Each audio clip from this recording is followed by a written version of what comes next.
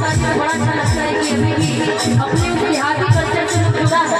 साथ ही साथ औरतें कहती हैं क्या क्या बहुत बहुत भैया कल्चर से बात करते बात और क्या अंगना हिले दुआरा हिले सोना हिले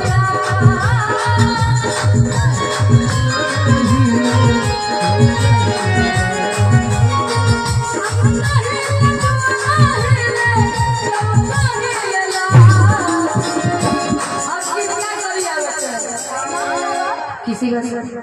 नाम क्या सुधांशु सुधांशु के बहिनी चुमाव